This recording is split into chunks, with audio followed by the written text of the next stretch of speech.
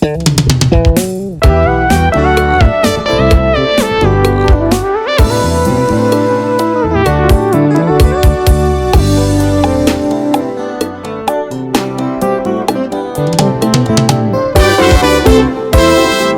début à semaine, magazine d'actualité, peu d'informations en général. Il y a beaucoup à l'heure et plaisir à présenter Bino numéro Yassika, la Tomé Bino Bolandi Malam. Tout fond là-bas, on a biso un message à Pasteur Dodo Kamba par rapport à la composition équipe dirigeante Yasseni Tolanda. En tant que compatriotes congolais, on ne peut pas faire partie des personnes qui amène une léthargie dans l'administration de notre pays et surtout dans les institutions. Ce qui signifie que ce qui nous a été demandé de faire, ça répond également à la bonne volonté de voir ce pays aller de l'avant et respecter les textes. Ce qui signifie que nous avons été dans l'obligation de trouver ne serait-ce qu'une voie, un moyen de répondre comme les autres entités ou les autres composantes, voilà comment il faudrait dire, les autres composantes pour pouvoir rendre les choses faisables. Parce que nous avons tous, moi personnellement, ainsi que mes frères, nous avons tous besoin de voir les élections se tenir en 2023 sans aucune raison. Alors on n'a pas besoin d'accumuler des retards et c'est pour cette raison que nous nous sommes donné les soucis de trouver l'issue pour pouvoir régler cette problématique afin de ne pas être tenu responsable demain, de dire on vous a demandé de faire quelque chose, vous ne l'avez pas fait, alors vous savez, il y a des mots politiques que je ne m'aurais pas employés ici, alors nous ne voulons pas être responsables de tout ça. On a fait notre travail pour les soucis de l'avenir du pays et en tout cas considérer que cela est fait comme il peut se faire. En plus, il faudrait savoir que nous sommes dans un pays démocratique. Les règles des jeux sont pratiquement telles que on ne peut pas tous regarder la même direction. Il faudrait aussi comprendre et accepter la position d'une confession ou deux qui peuvent dire, bon voilà, nous ne pensons pas que ce soit opportun de pouvoir poser tel ou autre acte. Nous acceptons sans toutefois nous diviser. Nous acceptons la position des uns. Mais attends, dans l'ensemble, si la majorité peut dire, bon voilà, nous pouvons nous donner encore ces devoirs, question de soigner l'image, aussi de répondre aux besoins. Donc c'est ce que nous avons fait en bonne et due forme, en âme et conscience, en tant que Congolais. DG à Transco Azali suspendu na administration Nyoso Deborah Dembo après ce détail. Ezalaki nde promesse oyo epesamaki epai ya baagent ya transport au Congo Transco na Mukuse oyo bagrevaki depuis mokolo ya lundi 26 juillet 2021 nde esika wapi ministre ya transport et voies de communication pe désenclavement Chéribin Okende Senga azwaki décision ya kosuspendre DG ya Transco John Bongi Blackson na bamembre ya comité na ye vendredi 30 juillet yango nde ezalaki posa ya baagent ya Transco. Kasi décision yango ezalaki bongo annoncé et par directeur ya cabinet et ministre des transports na siège ya Massina Siforko. Suspension à titre préventif des membres du conseil d'administration.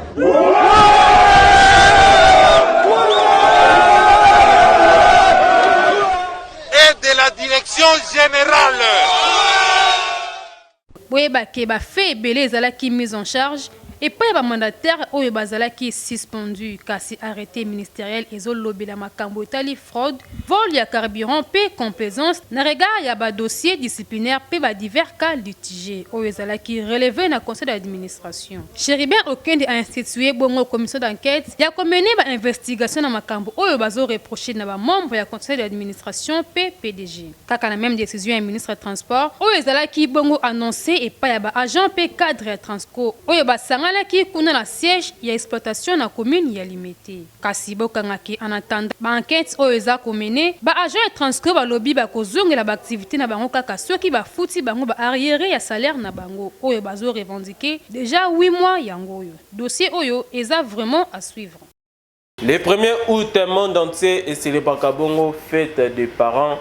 Véronique Bemanga a pesé biso ba détail et les mawe. Fête des parents oyo ezalaka célébrer chaque le 1er août ya année nyonso. Kasi pona ba congolais ba célébraka mingi ba sacrifice oyo ba parents basala pona bana na bango. Oyo eza contraire na ba région mususu ya monde. Na makambo etali fête des parents, bana ba pesaka ba cadeau epa ya ba parents na bango neti mwa organisation ya repas familial pour journée yango ezalaka concerné kaka ba parents te na ba tante, oncle pe membre mususu ya famille. Pona ba congolais la matinée ya journée oyo bakanisaka nanu ba parents pe membre ya famille oyo bakufa bakendaka ko visiter ba cimetière pona ko nettoyer pe ko déposer ba gerbe de fleurs likolo ya ba tombe misusu pe ba profitaka pona ko décorer ba tombeau pe ko kata matiti. Après wana ba famille misusu ba organisaka ba réunion familiale na bana na bango pona ko célébrer unité familiale. Ba civique ba attaquaki ba église catholique kuna na province ya Kasai oriental. Awa pe na Kinshasa mokolo ya dimanche bakendaki ko attaquer centre Lindonge kuna na commune ya Limete. Est-ce qu'on a pu tata cardinal Fridolin Mbongo avant d'aka edite zine a signé reportage oyo. Après ba dégâts causés na ba personne non identifiée na Kasai oriental contre ba église catholique oyo esalaki au total 11 églises attaquées. Awa pe na Kinshasa mokolo ya lobi dimanche ba un civique bakendaki ko attaquer centre Lindonge na commune ya Limete. Awa esika tata cardinal Fridolin Mbongo avandaka. Selon batu ya pembeni ba lobi ke ba jeune oyo baza proche ya parti politique moko bien connu pe ba action na bango ezali sans doute commandité. Ba critique pe ba insulte Selemaki Awa Kofinga archevêque ya Kinshasa oyo a affirmaki ko mener combat ya Mosengo contre l'impunité pe enrichissement ya ba dirigeants congolais.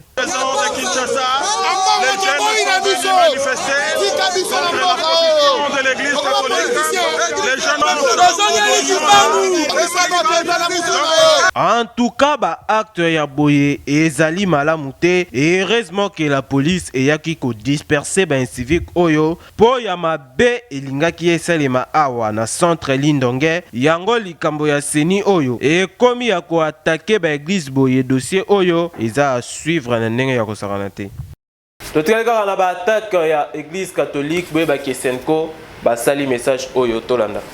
Indignation de la SENCO face aux attaques orchestrées contre l'Église catholique. Nous, cardinal, archevêques et évêques membres du comité permanent de la SENCO, avons été peinés de lire la lettre de son Excellence Monseigneur Emmanuel Bernard Kassanda, évêque de Mbujimayi, datée le 26 juillet 2021, faisant état depuis le mois d'avril 2021 des actes abominables de profanation sur les lieux de culte, paroisses, grottes, mariales, hôtels, sanctuaires, etc. Actes allant jusqu'à sacraliser nos tabernacles où repose le très saint sacrement. Ce samedi 31 juillet 2021, nous avons été consternés de voir sur la toile une vidéo montrant le secrétaire général de l'UDPS, M. Augustin Kabouya, tenir des propos désobligeants à l'endroit de son éminence, le cardinal archevêque de Kinshasa, et de notre secrétaire général, les accusant entre autres de politiser l'Église. Juste le jour après, ce dimanche 1er août 2021, nous avons été une fois de plus troublés par les actes de vandalisme accompagnés des injures macabres posées à l'archevêché de Kinshasa et à la résidence de son éminence le cardinal par un groupe de jeunes non autrement identifiés qui, dans leur discours, ont repris certains propos du secrétaire général de l'UDPS. Notre peine est d'autant plus grande que toutes ces attaques manifestent une haine contre l'Église catholique. Jour pour jour, et ça lit déjà 8 ans, artiste et musicien, Alain Moloto, Atika Bisso, Véronique Memanga, a proposé Bisso élément.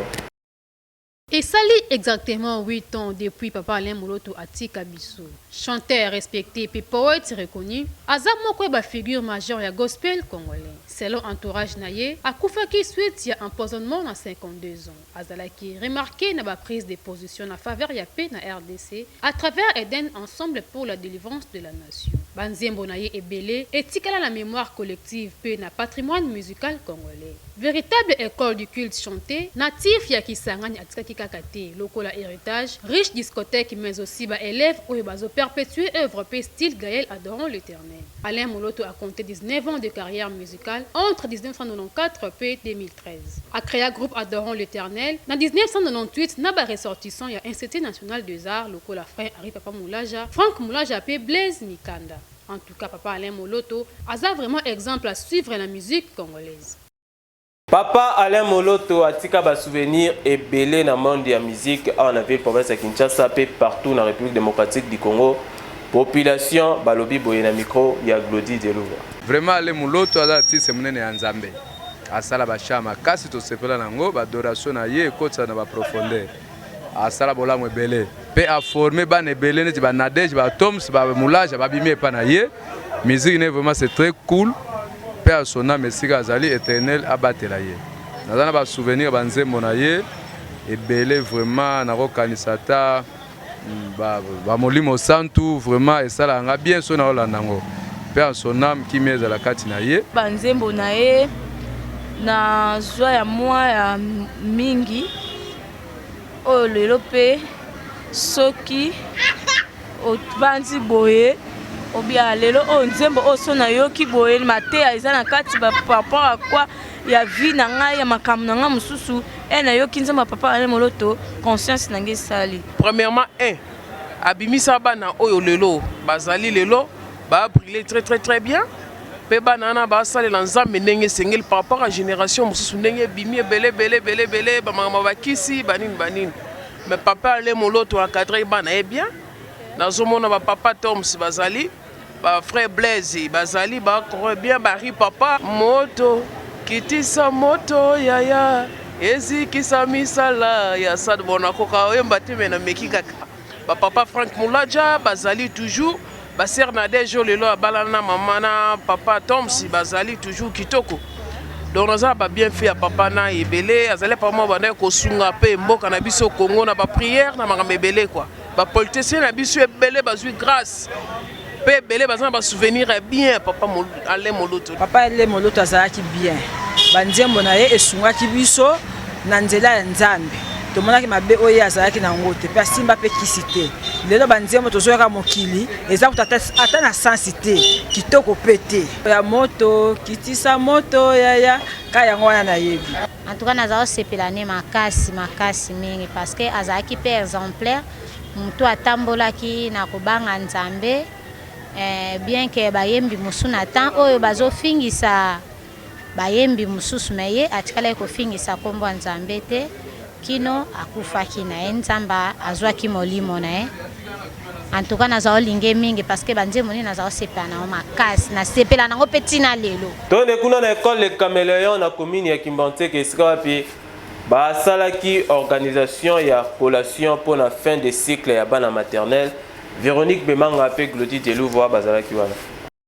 Mokolo ya samedi 31 juillet 2021 école Les Caméléons 2 oyo ezami bongo na avenue Ekumba numéro 14 quartier Kisantu na commune ya Kimbonseke ba organizaki bongo cérémonie ya collation ya cycle maternel. Nyonso ebandaki nanu na prière pona kotika programme na maboko ya Nzambe. Après ba kotaki directement na ba animation pe ba poème et salemaki. Boyo kelanga eloko oyo. Aujourd'hui c'est la fête des mamans. Ma petite sœur a préparé une fleur. Moi, j'ai étudié une rotation. Papa et maman sont assis devant la case. Nous arrivons et disons bonne fête maman. Kolonga wana bakendaki pe lisusu na école Les Caméléons 1 esika pe baklotiraki cérémonie kuna pe ambiance moko ezalaki ya kosakana te ba poème ezangaki te toyoka eloko.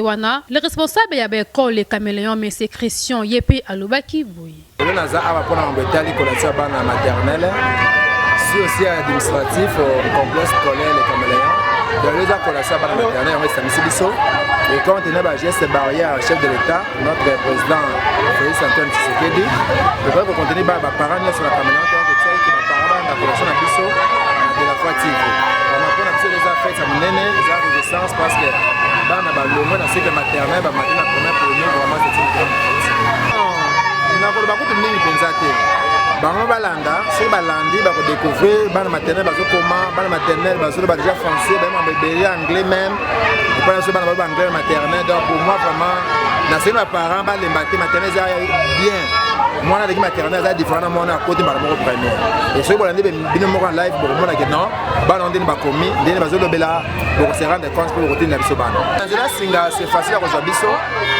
de Robert numéro 243 089 84 38 950. On a répété pour la meilleure compréhension 243 89 84 38 950. Numéro de compteur à Bissau vraiment inscription déjà est bannie. Je pense que pour moi déjà fiche inscription est en gratuit. Gratuit et l'adresse sur les Aliwana ceux qui besoin de posa yako région de Biso côté la bana affiche les Aliwana est disponible en tout cas, et ça lit bien makasi les caméléons baza vraiment bien organisé. Les caméléons bongo formation arba le biti kanayo oza mobimba ba parents ou bazo lukesika okota bana bango. Les caméléons ezawana pona kosunga bana bino bakula na mayele. En tout cas, balobi inscription eza lango gratuite. Woli sa ko place eza limité. En tout cas, on a les caméléons. C'est du waouh. Tout cas, on a les caméléons collation ya bana ya maternelle ba tapage et comment ça dans la ville province ya Kinshasa oyo ezali sous possibilité Luisette Yala a signé. Weekend eleki ezalaki nde opesi mbwambwa aboyi awa na ville province ya Kinshasa cause na yango ezande collation ya bana ya maternelle kasi kotala ndenge ba parents bakoma kombijifie yango non cortège ndeti kaka président de la république azolekana misusu na ba mituka misusu ba moto tapage moko comme pas possible ata kuto collation de grade académique et kosa boyoka communication mwana asisi ni maternelle eza kutuza nini batapage ozo salema wana eza malamu te mwana asisi ne kaka maternelle ya pamba mpona nini kosala banini oyo ya pamba soki mwana asisi maternelle okumisaka nzambe fete eleka malamu so bolamba ta mwa biloko na ndako mwa loso bosomi mwa bapake baji bokaboli bato balie mais oyo komi kosalema bomati mwana moto banini ezosalema wana pene eza malamu mwana na yo olinga te osipose na niveau ba moto eza mpenza malamu te tozomona bana moto ali oyo bazomemela bana na bajour ya bozopesama mabe makasi meto tozomona awa bavitese oyo bazoleka ezala très élevé moins de risque ndeti biso batimolaki déjà mabulu selo ezali selo kobenda mpe moto mpe aseretrouve na sabwende pesa baparent wana conseil gratuit to conseil eza boye na bonzambe mpenza propre se comment se fait-il mwana maternelle mwana de 5 ans asisaka passé première année yo okoki kozwa mwana ono expose likola mutuka soit eza ketch ozotambusa eza risque mpona nini tozwi mwana na yo soki boza mosika te na ndako otamoni mako inde nga mwana nga premièrement bakole ye nauti na mwana nga na makolo toye na ye mpe naki kotala bandeko na ngai eza mpenza mabe makasi bon na baketch wana nde bazotambola en cas de accident opesa te opa nani eza mpenza de conseiller même na moyen bible epermete biso te lolenga makambo oyo ezala Kinshasa yango makambo oyo euta wapi Kinshasa mboka elengi mboka sentiment mwana oyo bozo salela tapage boye ayebi kutu eloko te nanu pe asali ata eloko te asilisi kaka cycle maternel ba parents bozo bata ba dépense bozo exposer bana na bino boye bambongo oyo bobebisa ekoki kosunga bino kutu mpona préparer rentrée scolaire après bokoma koloba mbongo eza te o gratuité ya enseignement ezosimba te. Tosengi na bino baautorité ya mboka bomeka nanu korevoir likambo oyo mpo boye eza normal te badepense inutile. Bandeko na biso ya bareceveur Matoi Mangongi malgré ba décision au gouverneur azwaka batelemaka lisusu te na baportière kasi bayokaka te tozo elema oyo toyebi biso nyonso baane eleki mibeko ekoyaka epai ya bakonzi ya mboka ke receveur akoki kotelema lisusu te na portière ya mutuka. Il faut azwa place ya kovanda mpona kobelela baclient kasi congolais lokola azalaka Matoi Mangongi ayokaka te tala ndenge azongeli lisusu kotelema na baportière mpona kobelela.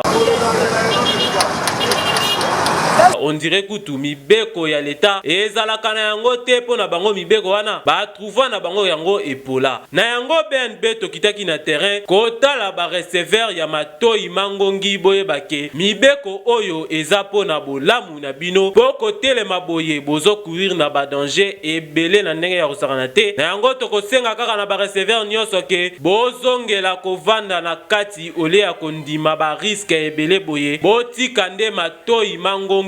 La sourde oreille ne paye pas na bandi boyoki.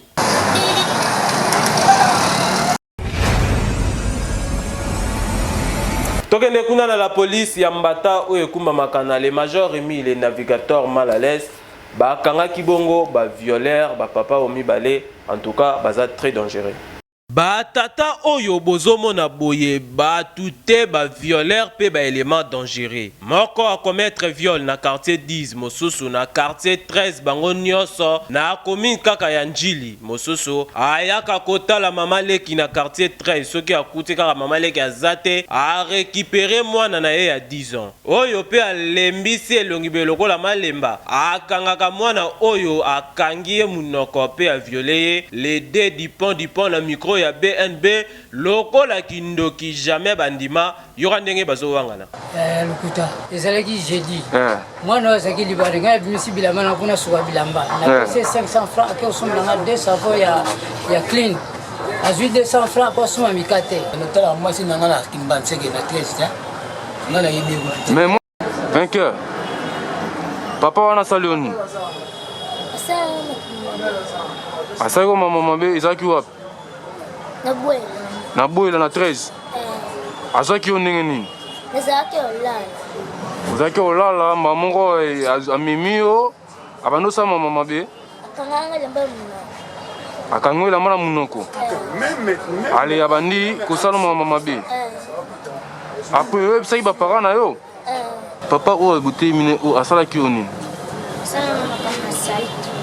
asalaki yo nini asalaki yo wapi na nini na ndako na bango asalaki yo ndenge amemaki yo apesaki yo eloko to ndenge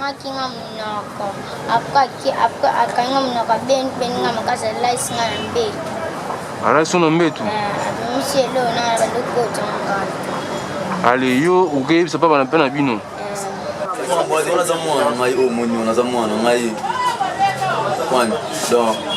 papa wana aviole mwana ayaka pa mwasi na ye esika lifanto azalaka ndenge ayaka kuna so bayaki na bakwiti ne vendredi aye kuna kuti mwana ya kolala azwi mwana akangi mwana elamba na monoko ti alongoli bilamba apase ne rapport yango niveau nini ya basoif ekoma kokotela batata boye eza kindoki to nini en tout cas longoni ya na major Rémi awa na la police ya Mbata ndenge ozosilisa bato mabe oyo na commune ya Njili bapapa oyo bakende penza tabilongi ba violeur totika kaka kuna na la police ya Mbata major Rémi apresentaki bana oyo ya miyibi oyo banyokolaka population ya wenze ya mitraille. Neskens Mabanza a signé reportage.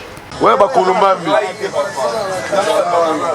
Ben civique oyo ba nyokolaka ba commerçant ya marché mitraille na quartier 1 Njili bango yeyo butu mosala na bango koyiba ba pièces de rechange mabende to pe eloko nyonso bakokuta nango na butu bamemi kasi lokola major mi kanza mal à l'aise ebende alalaka te akweyaki na bango boyoka communication bana wana baza bana malamu te baza bafazer na mitraille alongwaka na bango bisika nyonso balingi kokende kotambola butu so bango mituka bato eza na mwa pane babandi koyiba piese ngai nakutani na kokoso mutuka evandi mwa ntango molai nazobundana mpo nasi makambo wana esimba nasali badepense ebele à ma grande surprise eleki quelques jours bana na bayaki bayibinga presque bapiese nyonso ezaka na kati ya moteur te mpe libanda ya moteur en tout cas longonia na mokonzi mal à l'aise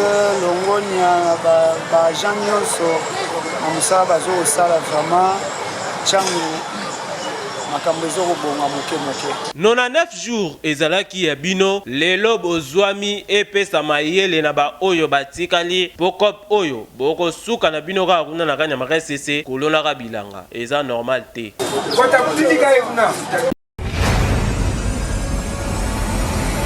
donc tolobi boye ba ezala coordination ezala ba section nyonso bango nyonso baza réputé démissionnaire à partir à lelo baya kotia ba candidature wana ba rotia eza otangi d'abord feuille de route au conseil suprême à Kosala pour intérêt avec club ceux qui ont signé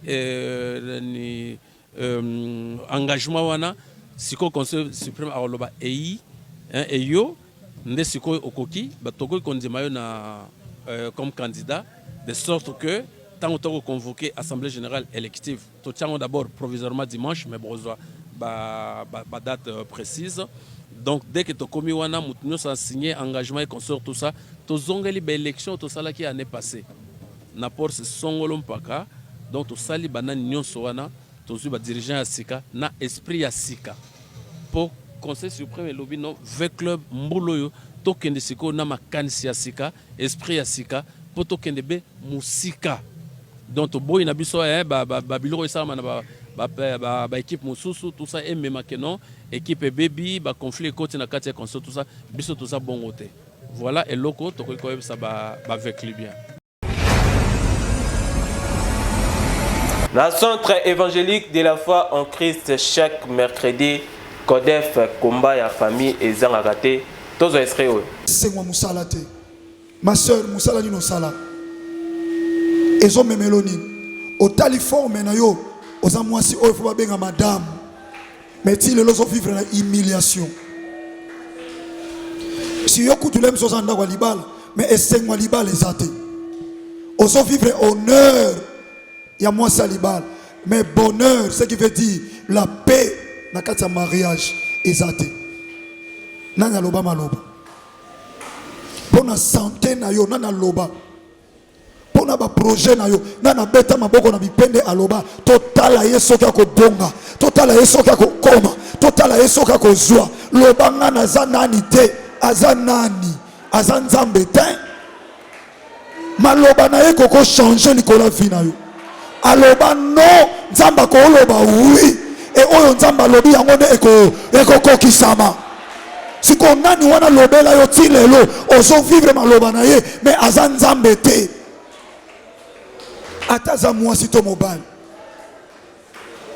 awo boyinga yi zwa mwasi to tala yo awo boyinga zwa mobali to tala yo awo boyinga okozwa mobali ya kitoko te ya malonga te azanani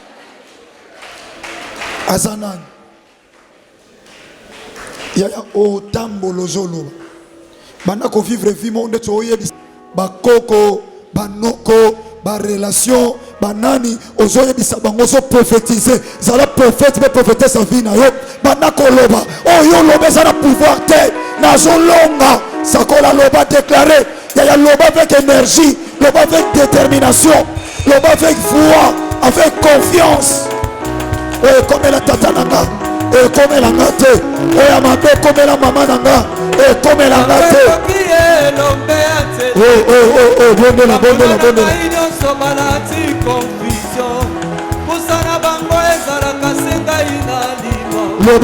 loba yaya loba na ye mona boza en face na bango